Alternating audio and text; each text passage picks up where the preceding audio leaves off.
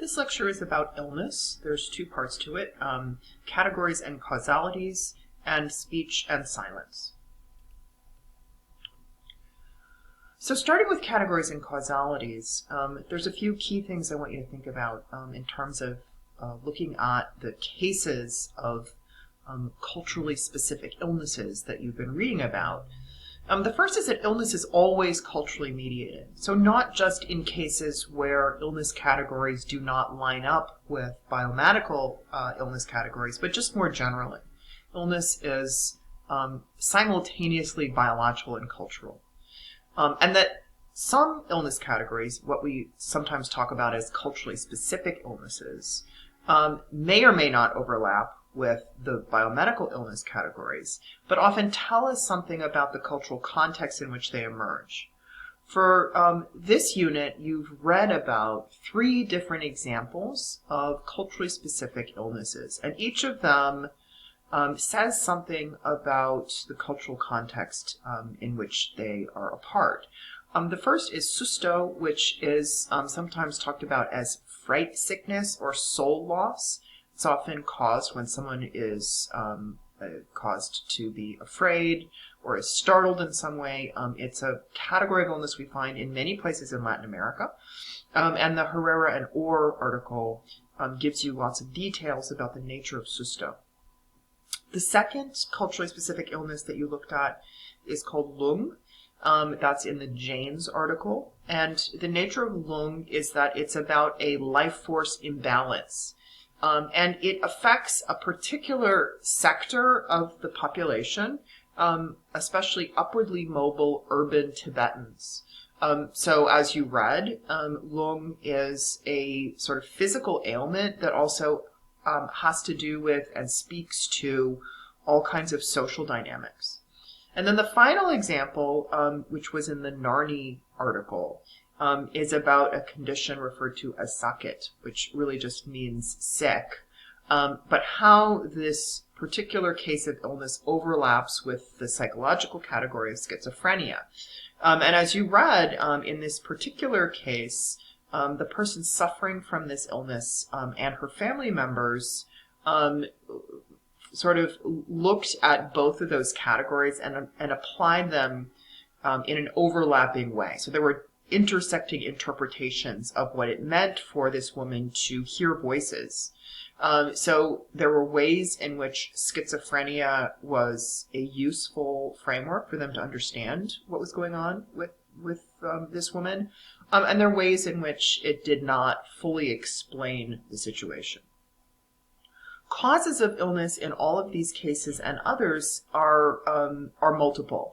So in many places, people talk about illness as coming from various kinds of directions.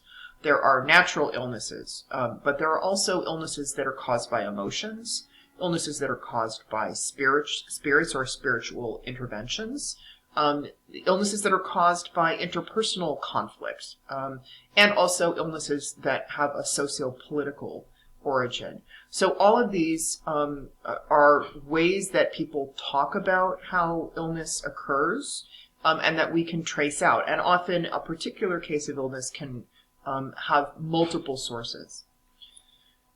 As I mentioned, the ways that people not only experience but talk about illness is really important. And that brings us to the other component of this lecture, which is about illness, speech, and silence. And you read several things that are about how people narrate their illness. An important work in this area is that by Arthur Kleinman. It was a book called The Illness Narratives.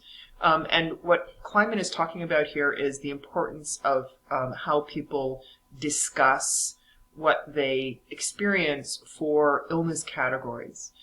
So one of the things that he suggests is that illness does not just have some acultural or neutral meaning, but that its meaning is created in part by how people talk about it.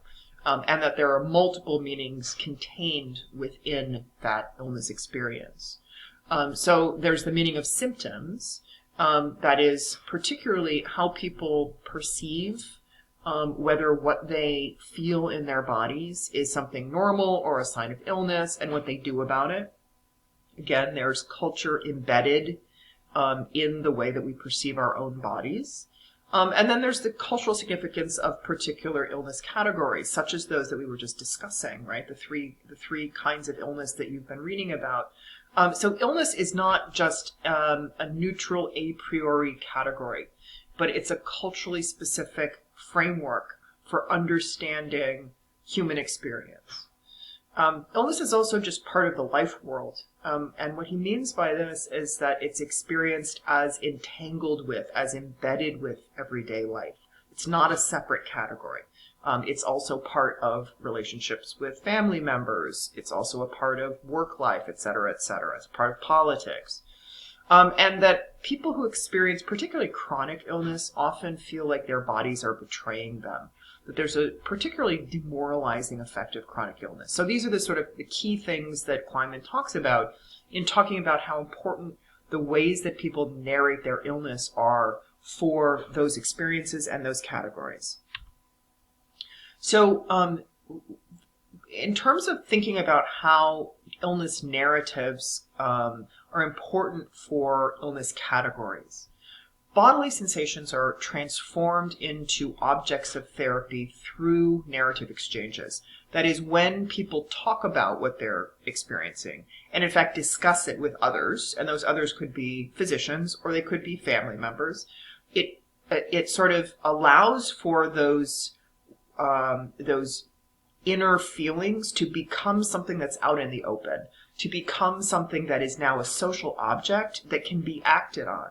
And that transformation is really important for how we think about what illness is and what, in fact, therapy or treatment is. So therefore, illness narratives both reflect and inform the experience. So you're in a way, you're constructing that illness experience in the discussion of it, right? So the illness does not exist beyond or before it becomes an object of discussion.